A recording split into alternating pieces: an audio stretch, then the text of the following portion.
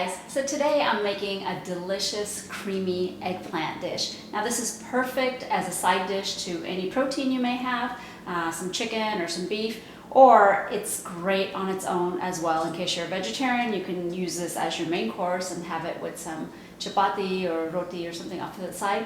But we are going to start off with Japanese eggplants. I found these really fresh and very nice Japanese eggplants at the local Indian grocery store, but these are readily available at Asian markets as well. Now you can use regular eggplants if you like the big Italian style big ones, but I found that these when cooked are super buttery and yummy. They tend to have a lot less seeds than the big ones, and the more seeds there are, usually the more bitter and not as buttery and creamy. So these are perfect. And before we get started chopping these eggplants up, I just have a small bowl filled with some cold water. And to this, I'm going to add just a couple of big pinches of salt. And the reason we do this is while you're cutting your eggplants, if it takes you a little while to cut them, or if you're not cooking them right away, if they sit in the salted water, they won't oxidize and have that yucky dark color on them. And any bitterness from the seeds that are in there, it'll kind of pull that out as well. So it serves two purposes. So I've got my water here in a bowl, and I'm gonna go ahead and take the stem off of the eggplant. Oh my God, it's so beautiful. Like, this part doesn't have hardly any seeds in it, but this is amazing. And what I'm going to do is I want to cut this into like semicircles. You can really cut it however you like, but I just like the way semicircles look, so that's how I'm going to cut it. But basically we're going to do this. Look at that. It's beautiful. And probably roughly about ½ inch.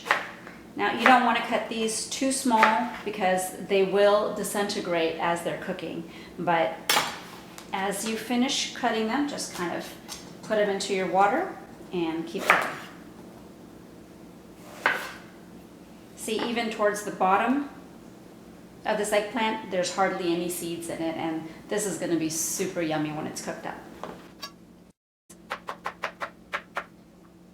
And that's all of our eggplants, so go ahead and give them a little bit of toss in the water so that they all get kind of exposed to that nice salty water. And that looks perfect. Now when we're ready to cook these, we're going to go ahead and drain that water out, so you don't want to use any of that salty liquid to cook. So to make this creamy eggplant, we've got a pan here, a nonstick pan on our stove, and it's going to be on medium heat. And in that, I've got 2 tablespoons of ghee or clarified butter and 1 tablespoon of regular organic butter. Now, eggplant with butter tastes amazing, but butter also has a low smoking point. That's why we're going to use the ghee. That way, a lot of our other ingredients can cook in here without the butter burning. And once the ghee is hot, we're going to add ½ teaspoon of mustard seeds and let them pop. And we also have ½ teaspoon of cumin seeds, 1 tablespoon of sesame seeds, and ½ teaspoon of turmeric powder. Just give that a mix and let the sesame seeds pop. And you can go ahead and hear them popping right now, so we're going to add 1 tablespoon of minced garlic and 1 green chili, which I've chopped finely. That's optional. If you don't like it hot, you can leave that out. Mix it for just 15-20 seconds, let the garlic cook. And we're going to add in our drained eggplant.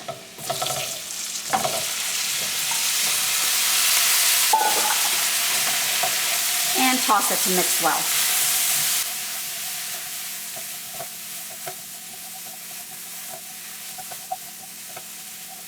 And make sure that butter and ghee mixture coats every piece of the eggplant. At this time, we can also add our salt.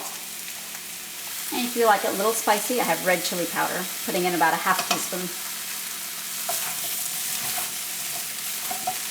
Now we're going to cover it and let it cook until the eggplant is tender. And be sure to uncover it and stir it every so often so that the eggplant doesn't burn.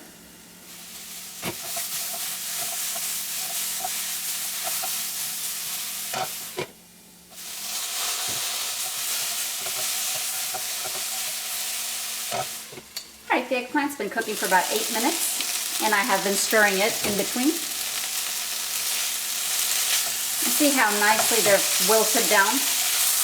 Again, these are very tender eggplant, and you do not want to overcook them and make them completely mush. And the way we figure out if it's cooked or not is take a big piece and just put a little knife into it, and it goes in just like butter. Like very, very soft. And finally, I'm gonna add a few tablespoons of sour cream.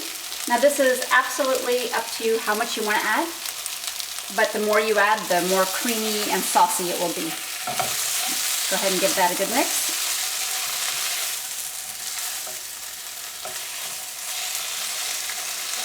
I've also turned down the stove to a low right now so that the eggplant doesn't overcook. See how nicely it's coating?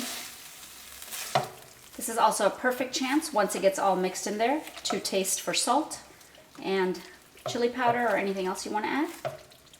Now, if you want to amp up the protein a little bit, you can also top it with some hemp hearts.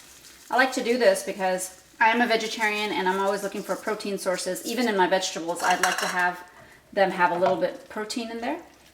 And you don't want to cook the hemp seeds, that's why I'm putting them in at the very end. And just mix that through. It's going to provide a really nutty texture in addition to those sesame seeds to this eggplant dish. And finally, you can top it with some freshly chopped cilantro. And it's ready to serve. And here is our finished product. It looks amazing. The eggplant is already really nice and creamy on its own, but the addition of that sour cream is just going to put it to another level. I'm going to go ahead and give this a try.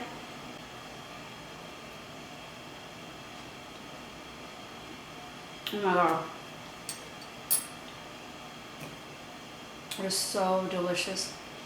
You will look at eggplant in a whole new light with this recipe. It's a perfect, perfect side dish. And it's gonna go perfect with any main protein dish, or you can enjoy it with some low-carb chapati. So be sure you check out that recipe as well. So if you like this recipe, be sure you hit that like button and subscribe to the channel. So every time we come up with a new recipe, you'll be the first to know. And also ring that little bell so you will get that notification. Thanks for watching. Bye.